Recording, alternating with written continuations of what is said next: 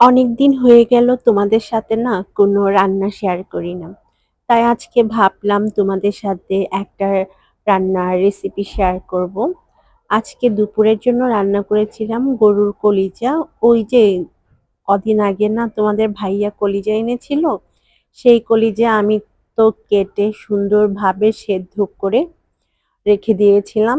আজকে ভাবলাম যে গরুর কলিজা ভুনা করি আলু দিয়ে। সাথে তোমাদের সাথেও রেসিপিটা শেয়ার করি। তোমরা কি জানো গরুর কলিজা রান্না করতে অনেক বেশি তেল দিতে হয়? আমি মোটামুটি ১ কাপ পরিমাণ তেল দিয়েছি। তারপর দিলাম ১.৫ কাপ পরিমাণ পেঁয়াজ কুচি। সাথে হচ্ছে কিছু আস্ত গরম মসলা। কলিজা ভুনা খেতে কিন্তু অনেক মজা হয়, তবে মসলার পরিমাণটা একটু বেশি দিতে হয়। তোমরা কে কিভাবে রান্না করো আমাকে জানিও। গরুর কলিজা রান্নার সময় একটা জিনিস খেয়াল রাখবেন, সেটা হচ্ছে কলিজা আগে লবণ আর হলুদ, সামান্য একটু লেবুর রস দিয়ে ভালো মতো সেদ্ধ করে নিবে। সেদ্ধ না করলে কিন্তু রক্তের গন্ধ হবে, তখন কলিজা খেতে একদমই ভালো লাগবে না।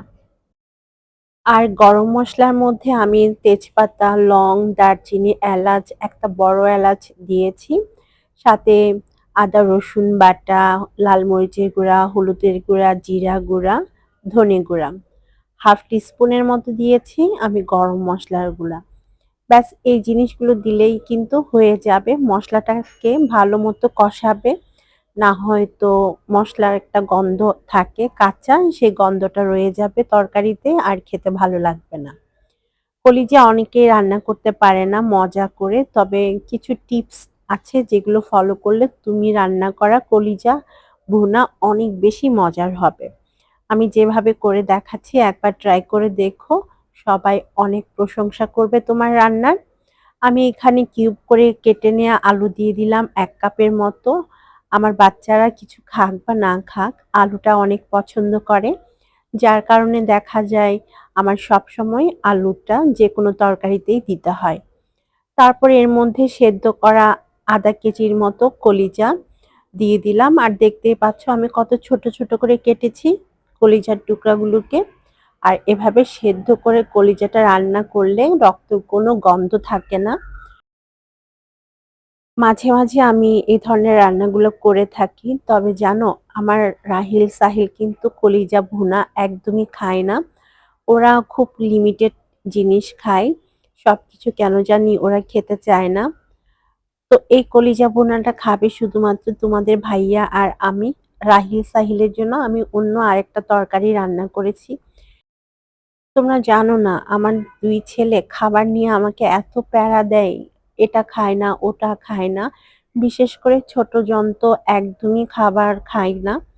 ও ৩ বেলাতেই পরোটা খায়, অন্য কোনো কিছু খেতে চায় না। তো ওর জন্য না আমার কি করতে হয় জানো? ফ্রিজে পরোটা বানিয়ে রাখতে হয়। আমি বেশ কিছুক্ষণ রান্না করেছি মিডিয়াম হিটে, কষিয়েও নিয়েছি আমাদের কলিজা ভুনাটা। দেখতে পাচ্ছ তেল একদম উপরে উঠে এসেছে। প্রায় ১০-১৫ মিনিটের মতো রান্না করলেই কিন্তু কলিজাটা না হয়ে যায়। নামানোর আগে একটু ভাজা জিরার গুঁড়া দিয়ে দিতে হবে আর একটু হচ্ছে গরম মসলা গুঁড়া দিয়ে দিবে। তাহলে না খুব সুন্দর একটা ঘ্রাণ আসবে আর খেতেও অনেক মজা হবে। আমি গরম মসলা গুঁড়াও দিয়েছি, জিরা গুঁড়াও দিয়েছি আর 1/2 কাপের মতো পেঁয়াজ কুচি, কাঁচামরিচ দিয়েছি। দিয়ে আবারও খুব ভালোভাবে নেড়েচেড়ে দিয়ে চুলার আঁচটা একদম লো করে রেখে দিব আরো ৫ মিনিটের মতো। এরপর হয়ে যাবে আমাদের কলিজা ভুনা। চলো তোমাদের সাথে শেয়ার করি আজকে আমি আর কি, কি রান্না করেছি। এখানে মিক্স সবজি রান্না করেছি। সাথে আমি ঘন মুগের ডাল রান্না করেছি। এই ডালটা না রাহিল খেতে অনেক পছন্দ করে। তাই দেখা যায় প্রায় সময় না আমি রাহিলের জন্য এই ডালটা রান্না করি। রাহিল না ডাল খেতে অনেক ভালোবাসে। এজন্য আমি প্রায় সময় ডাল রান্না করি।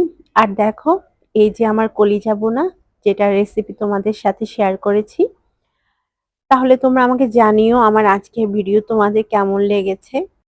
সবাই অনেক ভালো থেকো, সুস্থ থেকো। আজকের মতো বিদায়। আল্লাহ হাফেজ।